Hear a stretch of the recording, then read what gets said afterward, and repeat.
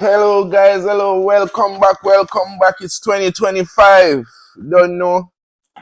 Alright, so the last time, our last video, we did some mechanic work outside. So we're back inside now again, and I'm gonna show you how to treat your tomato plant, how to feed it in order to get the best yield.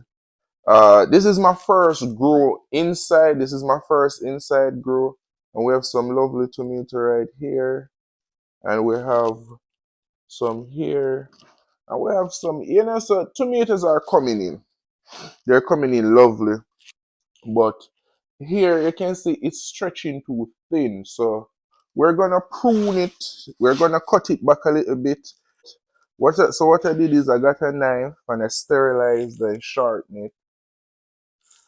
And when you're cutting any vegetable, anything, you're trying to prune it, you want to make sure you have a slant,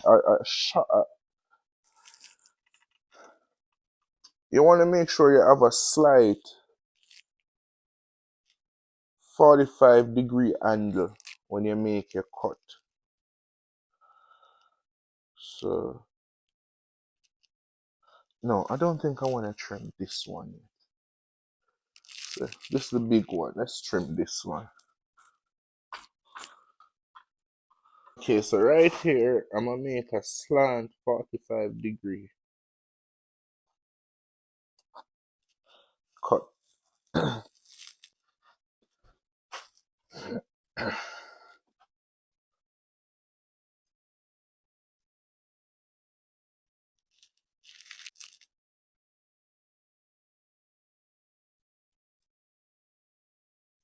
And pruning is kind of a, it is, it's a form of bonsai, it's an art form, and if you do it long enough,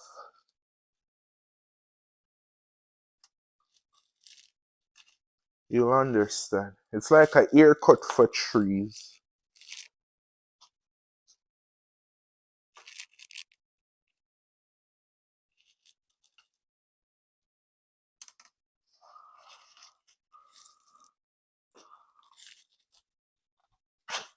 Ish a little bit. Because I'm supposed to be pruning from the lower limbs up. Because the lower limbs are not really close to the light and they won't be producing anything. But too, I prune the top because as you know, the light is the ceiling. So we don't want anything passing the light or touching it because it gets hot. It gets hot.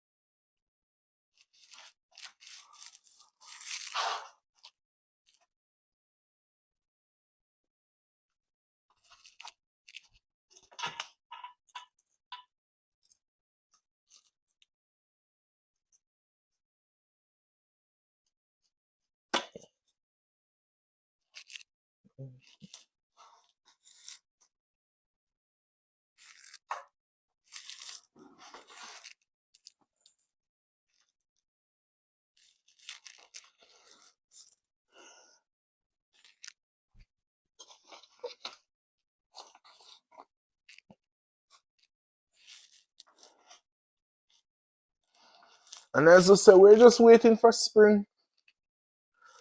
We already make our garden list for this year. We decided that we're going to be focusing on heavily on potatoes. But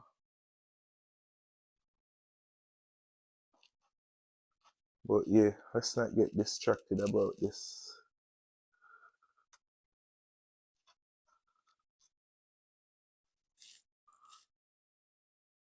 tomato business here. Okay, so it's safe to say this is a healthy prune, although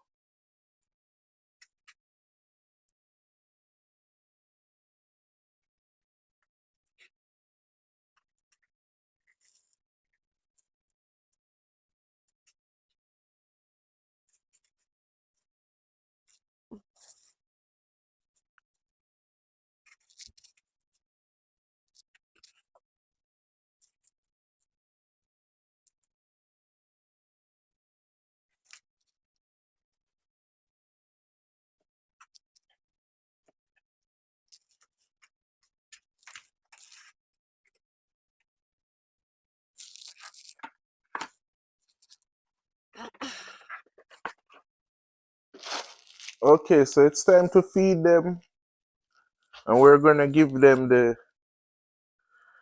bud and bloom, tiger bloom. This is the good stuff. Okay. Uh, and the nutritional value is 284, and it's NPK, and NPK stands for nitrogen, potassium, and what the K is for again? I know nitrogen, potassium, and I can't remember what the K is for again. But what is important is the potassium, as tomato plants during bearing season needs a lot of potassium. Um,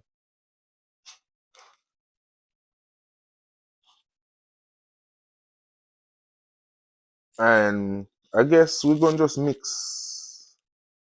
The measurement is based on the type of fertilizer you're giving to your plant.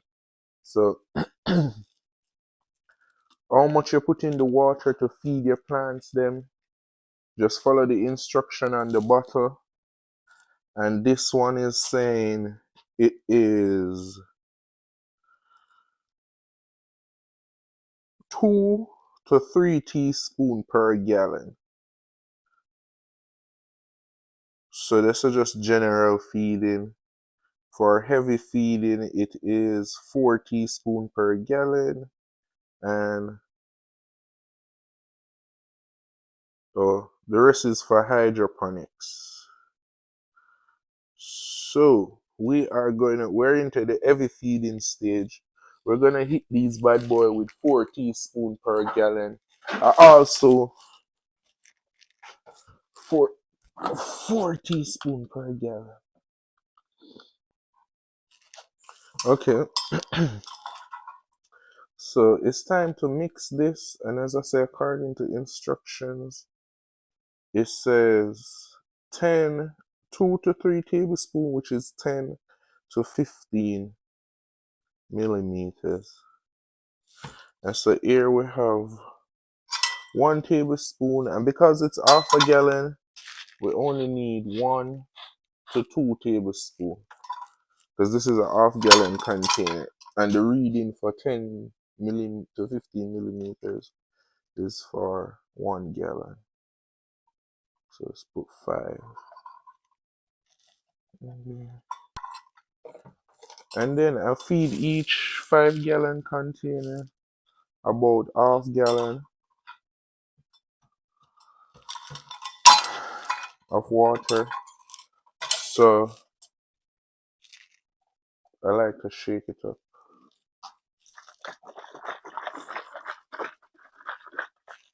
To feed the most pregnantest plant first.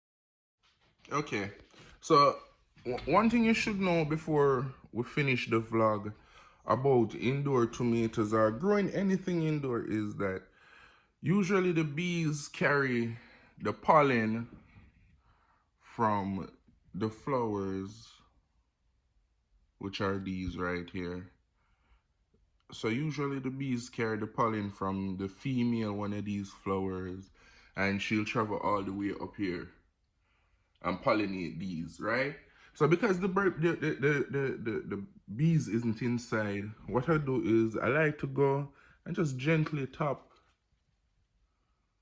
the plant, just, and then what this does is it releases the pollen them in the air. As you can see, there wasn't a lot of tomatoes, but since I start, all of them just start bearing. So once you're inside and you see the flowers start coming, every now and then, every other day, you can just gently tap it.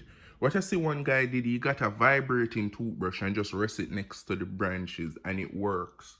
And that's how you pollinate your plants them to get your harvest. Yeah. So I'm hoping that because they start beer already inside, so by spring I can just bring the buckets outside, and I'm hoping 2-3 months time I'll have enough supply to supply me for tomato throughout the year. But yeah, that's how to get them to pollinate inside. Okay guys, here's the end product. They're all water and fed, and as I say, next time I hope to see you. Oh, that's the yield. That's how much I cut off them and stuff like that. If it was spring, oh my god, it would have been so big. There would have been so much tomatoes. But with springtime, we're gonna as of the ending of next month, March. So the ending of March, we're gonna start sowing for spring. So by the time they are 1 month old, we'll have them in the ground in the garden. For now, we got well over half dozen to a dozen tomatoes coming. It was worth it.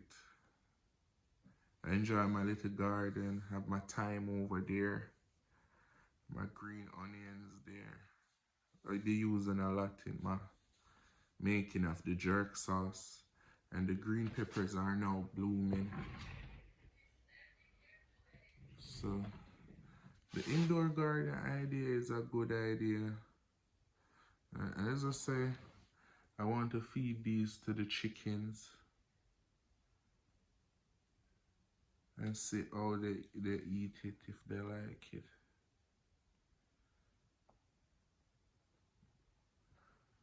But yeah, a matter of fact, I'm gonna let you guys see how the chicken love the garden, because that's one of the next project to growing the chicken feed in the house. So full sustenance, full sustenance.